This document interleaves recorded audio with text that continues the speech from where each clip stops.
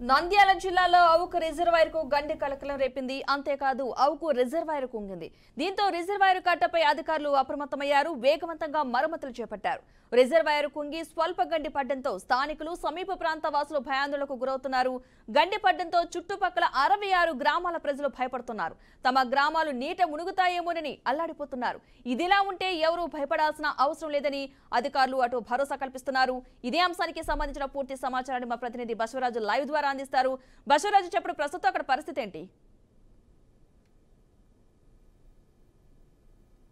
ఏదైతే నంద్యాల జిల్లా బనగానపల్లి నియోజకవర్గం పరిధిలో ఆవుకు మండలంలో ఆవుకు రిజర్వాయర్ కట్టడం జరిగింది. అయితే నిన్నటి రోజు ఏదైతే ఇది గండి పడింది అనే ఒక వార్త అయితే ఎంటైర్ 66 పల్లెల ప్రజలైతే చాలా తీవ్ర ఆందోళన చెందిన పరిస్థితి నెలకొంది నిన్నటి రోజు. అంటే అధికారులు అయితే ఏదైతే ఈ రిజర్వాయర్ కెపాసిటీ సాధారణంగా 4.5 టీఎంసీ ఉంది యాక్చువల్ గా.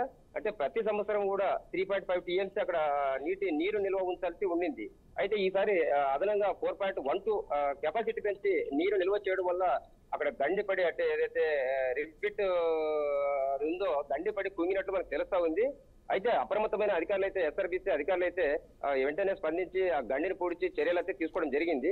మొత్తం మీద అంటే ఏ రాత్రి కుంగుతుందో ఏ రాత్రి గండిపడి నీరు గ్రామాలకు వస్తుందని ప్రజలైతే చాలా ఆందోళన చెందిన పరిస్థితి కనిపిస్తా ఉంది.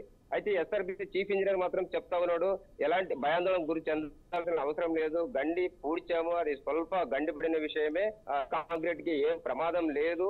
ఇలాంటివి అంటే ఏదైతే ఫ్లో కేసీ కెనాల్ ద్వారా అంటే సింకేస్ నుండి ఏదైతే కేసీ కెనాల్ ద్వారా 5,000 క్యూసెక్లు ఫ్లో వస్తా ఉంది, ఆ ఫ్లో రావడం వల్ల ఆ నీరు నిల్వ ఉంచడం వల్ల కెపాసిటీకి మించి ఉంచడం వల్ల గండి పడింది. బట్ మేము ఇప్పుడైతే గండి సరి చేసి అంటే బస్తాలతో ఇసుకతో గండి పూడి చేసి 10,000 క్యూసెక్లు కింద గండి కోటకి నీళ్లు వదలడం జరుగుతూ ఉంది. కాబట్టి